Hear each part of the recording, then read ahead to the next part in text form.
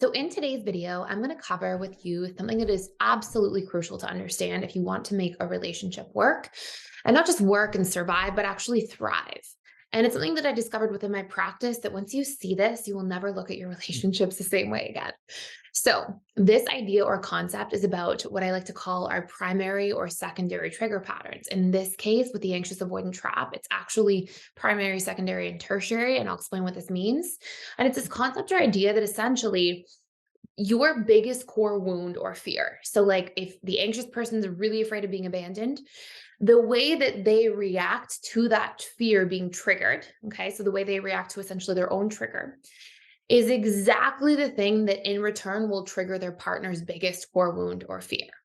And in this case, as we're going to talk about this today, in the anxious avoidant trap, there's three major patterns that tend to show up the most. There can be others, but these tend to be the most common top ones in the anxious avoidant trap. Now, by understanding this, it will change the way you see arguments in relationships, the way you interact with your partner in relationships, and we'll talk a little bit about what you can do.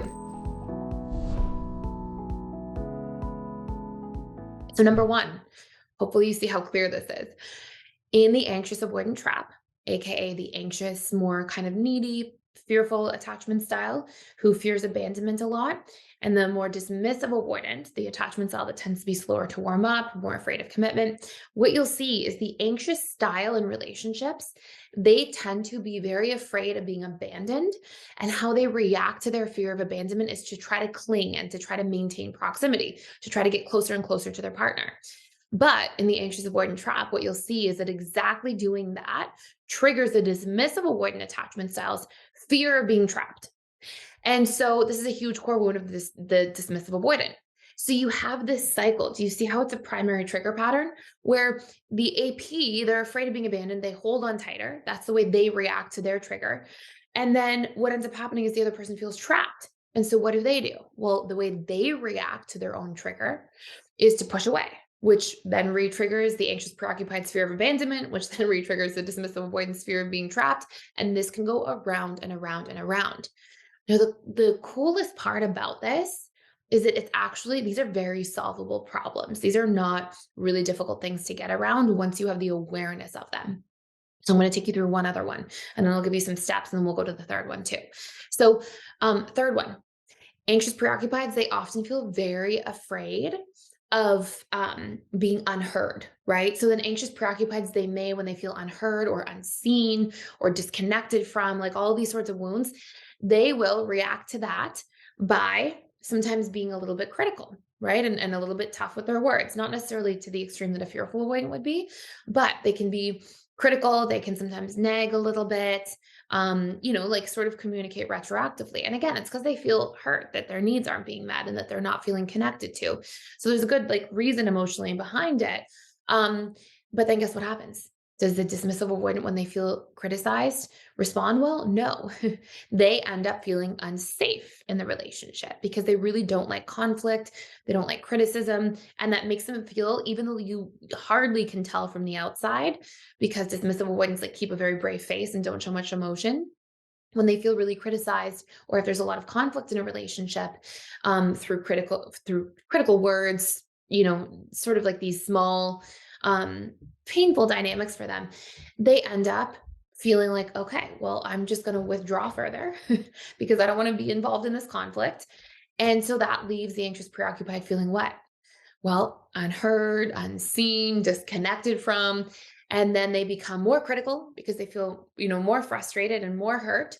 And then the DA withdraws further, and now you have another trigger pattern. Now, I'm actually going to share a client story around this trigger pattern in particular. So I had a set of clients, and there were many versions of this over the years, but this is just one of the first ones that comes to mind. And the female in the relationship was a man and a woman, and they were in a long-term relationship. They were sort of like on the path to getting engaged and settling down. And she felt very, very unheard. And it was this big wound for her. And so she would often throw criticism. She would say, like, okay, I keep asking you to do the dishes. You never do the dishes. I keep asking you to spend more time with me. You never spend enough time with me. You don't care, and so she's communicating in a critical way.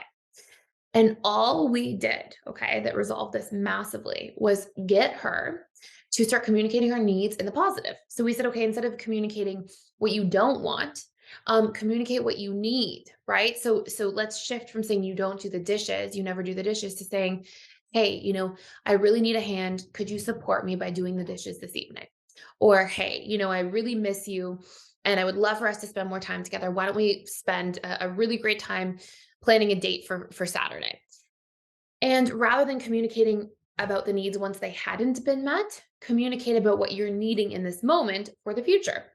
And what this is the difference that I often teach in PDS between reactive communication and proactive communication. Obviously, proactive communication is so much more likely to land. So by doing that, guess what happened? Her partner didn't feel so criticized, was able to hear her, didn't feel so unsafe because wasn't fearing conflict, and actually showed up and started putting in the effort. Now, this is not a guarantee that every single person is going to put in all the effort all the time. Yes, some people literally just don't want to be in a relationship or don't want to work on their stuff. But the vast majority of the time, vast majority, like I would say 80+% of the time, when communication is consistent, communicated in the positive and proactively, and gently and respectfully, and then acknowledged and appreciated once that effort has been done, we see the needle move.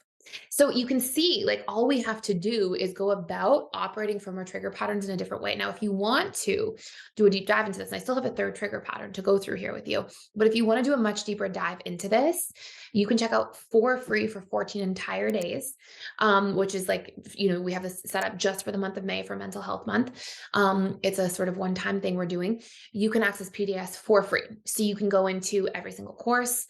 And the course related to this, where we go through all the primary and secondary trigger patterns, help you identify yours, break through them, give you exactly the steps you need for communication, help you, it literally outlines all the trigger patterns so you can see them. It's called How to Repair Any Relationship, and it helps you break through any obstacles so that you can improve your relationship. And it also helps you actually assess whether or not this relationship should be improved, or if it's maybe the wrong relationship that you're in. So it just helps you get super clear and then break through and really get a lot of progress. But in this all access pass for the month of May, for the 14-day trial, you actually also get access to all courses, all 60 of them that you can check out. And we do daily events. So I do a webinar 3 days of the week. We've got other amazing trained coaches and facilitators who also do webinars and events. And we've got daily social events, or not daily, but almost every day, about like practicing communication, like really just deep diving into the tools and practicing them, getting your questions answered, getting support. We have a self-love routine. We've got this really in-depth sort of sharing circle that you can go through and dig deep into. Like, there's all these great events that we have going on in there. And then, of course, webinars all about how to heal AP, DA, FA, all sorts of amazing topics. So anyways, very interactive in there, a lot going on. You can check it out for yourself just for the month of May, 14 days, free trial. And you can get that link down below. And then the third major trigger pattern that we have to discuss is the feeling of not being good enough and defective. So it's funny because dismissive avoidants, they often accidentally, I'll make a whole separate video about this, they often accidentally hurt their partner with their actions. And, it's funny because they'll like withdraw, or they'll be short, or they won't answer a call, or they'll kind of pull away.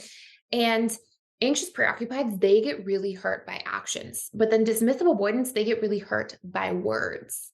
And so what you'll see is dismissive avoidants are very sensitive to words. APs are very sensitive to actions. And so a DA will pull away. The AP will feel not good enough. They're like, oh, if I was, good enough, the partner would want to be with me. My partner would want to show up. And so they feel not good enough.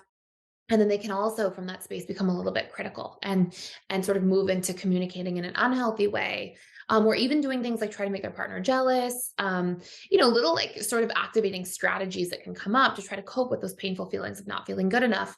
And then when that happens, dismissive avoidants have a big sensitivity towards a defectiveness core wound, feeling like something's wrong with them. And so how the AP reacts to the dismissive avoidance actions, then when they start, being critical or difficult with their words, can leave the dismissive avoidant feeling defective. And again, the cycle can go around and around and around. So this should change the way you see the trigger patterns.